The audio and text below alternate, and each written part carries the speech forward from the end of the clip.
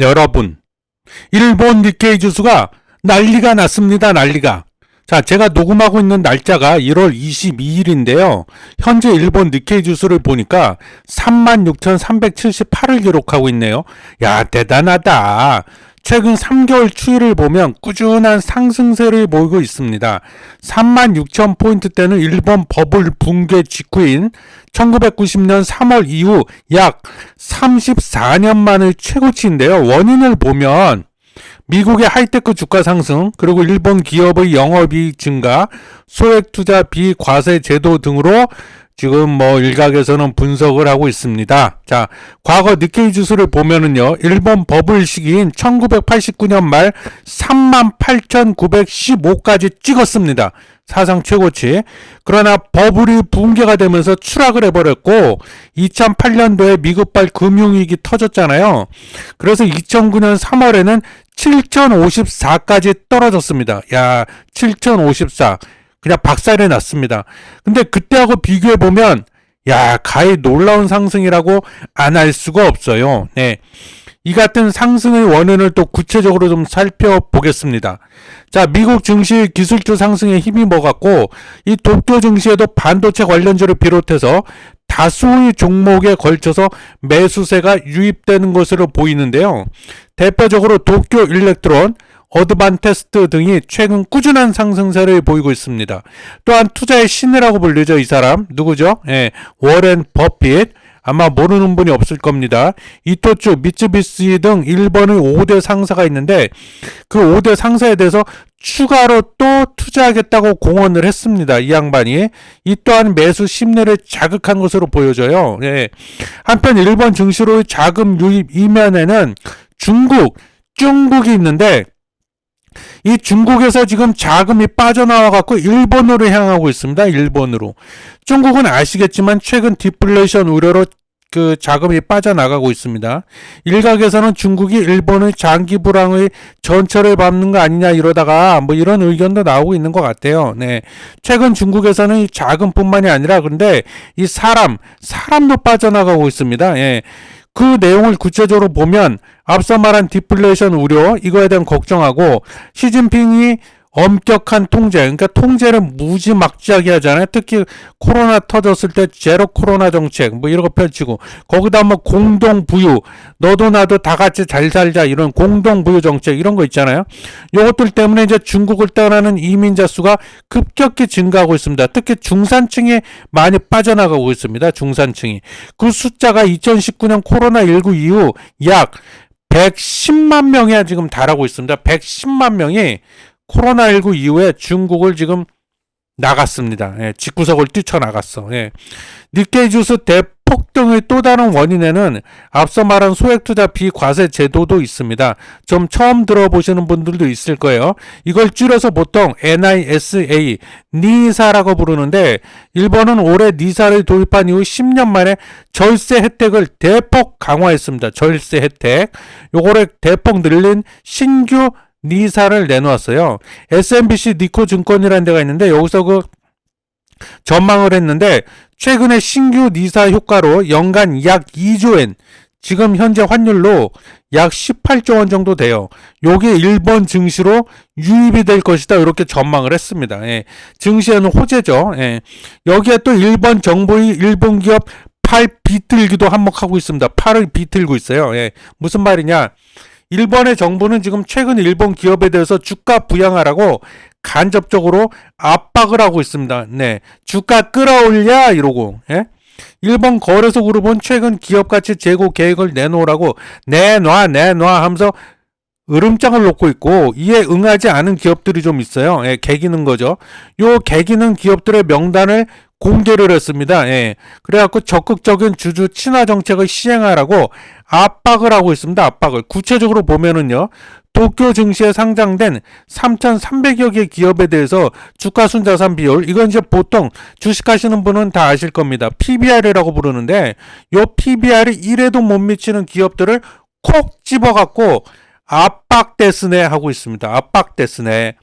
PBR이 1도 안 된다는 것은요, 그냥 쉽게 말해서 어렵게 생각할 거 없고 쉽게 말해서 그 기업의 주가가 매우 지금 낮다, 저평가되어 있다, 요걸 뜻하는구나 하고 이렇게 보시면 됩니다. 이뿐만이 아닙니다.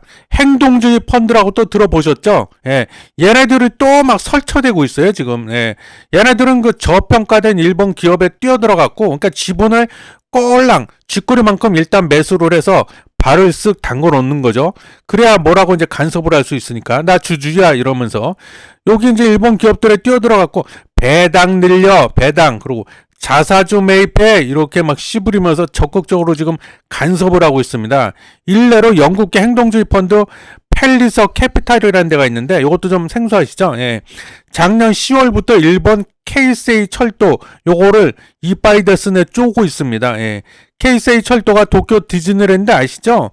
요거 운영하는 회사가 있는데 그 회사 이름이 오리엔탈 랜드입니다. 그래서 요 오리엔탈 랜드 지분 중에 일부를 팔아갖고 철도 사업에 투자하라고 또 막 씨부리고 있어요. 예. 또 헤지펀드인 3D 인베스트먼트 파트너스라는 데가 있는데 요거는 맥주 삿포로 아시죠? 삿포로. 요걸로 유명한 주류 업체입니다. 이 삿포로 홀딩스에다 대고 부동산 팔아, 그래서 유동성 확보해 이러면서 또 막 씨부리고 있습니다. 아 정말 진짜 더러워서 못 해먹겠네요. 진짜 이거 뭐 어디 해먹겠습니까? 이거 어디 그냥 똥파리가 다 달라붙어 갖고. 예? 블룸버그 통신에 따르면은 행동주의 투자자들이 일본 기업을 상대로 낸 주주 제한 건수가 2020년도에는 꼴랑 27건, 27건에 불과했거든요. 근데 작년에는 67건으로 2배가 넘게 급증을 했습니다. 예. 막 괴롭히는 거죠, 이제. 예. 돈 벌어먹으려고. 예. 한편 일본 기업들의 낮은 PBR에는 이게 이유가 있어요. 일본 기업들 자체가요, 주가에 별로 관심이 없어요. 관심이 없습니다. 그래서 조사에 의하면 일본의 상장 기업들 중 40%가 주가 끌어올리는 것, 즉 주가 재고에 무관심한 것으로 나타났습니다. 배당금이 또 미국이나 유럽에 비해서 굉장히 적어요. 그리고 자사주 매입하는 케이스 경우도 굉장히 드뭅니다. 굉장히 보수적이야 일본. 그러니까 일본의 기업들은 제가 뭐 일본 전문가는 아니지만요, 그 주주의 이익에는 별로 관심이 없어요. 그러니까 이 주식회사에 대한 개념이 좀 부족한 것 같다는 생각이 듭니다. 예. 그래서 이 자사주를 매입하는 경우, 배당금 늘리는 경우, 뭐 이런 것도 별로 없기 때문에 주가가 부진한 거예요. 그랬던 일본 기업들이 최근 제가 보기에는 그냥 마지못해서 등 떠밀리다시피 해서 하는 것 같은데 살짝 변하고 있기는 합니다. 대표적으로 도요타 자동차 아시죠? 이 도요타 자동차가 작년에 드디어 PBR 1을 넘어섰습니다. 1을. 또한 상장기업 1800개 중에서 PBR이 1 미만인 기업의 비율도 51%에서 44%로 최근 좀 줄었습니다. 줄었어. 예. 또한 이번 니케이 지수 급등의 주 원인으로 꼽히는 게 있는데요. 그 중심에는 일본 중앙은행이죠. JOB. 이게 있습니다. 그동안 일각에서는 JOB가 통화 완화 정책을 버리고 출구 전략을 쓸 것이다, 이런 그런 전망이 많았거든요. 이렇게 얘기하는 사람들이 많았는데 결과적으로 이게 최근에 와서 틀렸다 이렇게 됐습니다. 틀린 걸로 결론이 났습니다. 왜냐하면 JOB가 지난달에 그동안 추진해오던 대규모 금융 완화 정책을 그대로 유지하겠다 이렇게 큰 소리를 쳤습니다. 예, 그렇게 결정을 했어요. 그래서 저는 개인적으로 이 점이 시사하는 바가 크다고 봅니다. 일본의 소비자 물가 지수, 즉 CPI 상승률을 보면 그 소비자 물가 지수가 이제 영어로 CPI죠. 그래서 소비자 물가 지수가 얼마나 상승했나, 그 상승률, 즉 CPI 상승률을 보면은 2021년 10월부터 12개월 연속으로 전년 동월 대비 3% 이상 상승하면서 1981년 이후에 41년 만에 가장 높은 수준을 기록했어요. 물가가 그만큼 많이 올랐다는 겁니다. 예. 아울러 2023년, 즉 작년이죠. 작년의 평균 CPI 상승률은 3% 포인트를 기록했습니다. 3%가 올랐어요. 작년 평균에.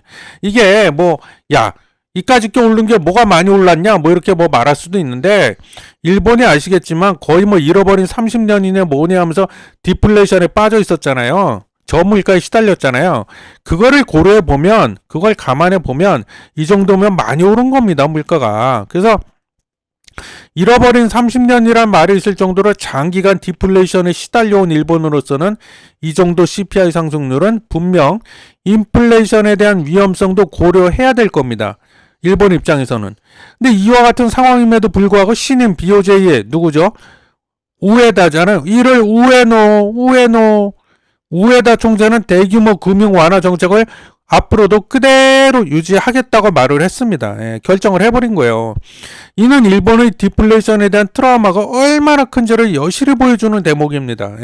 30년, 잃어버린 20년이네, 30년이네, 이런 말이 왜 있겠어요. 따라서 앞으로 올 한 해도 어쩌면 내년에도 커다란 돌발 변수가 생기지 않는 한은 대규모 금융 완화 정책은 계속 유지가 될 것이라고 저는 봅니다. 그리고 요거는 분명 일본 증시에 호재가 될 것임이 분명하기는 합니다. 자, 앞으로 더 지켜봐야 하겠지만요. 당분간 니케이 지수의 랠리는 이어질 확률이 매우 높다. 저는 그렇게 보고 그렇다는 말씀을 드리면서 늘 그렇듯이 니케이 지수 급등에 대해 핵심 위주로만 초압축해서 말씀드려봤습니다. 감사합니다.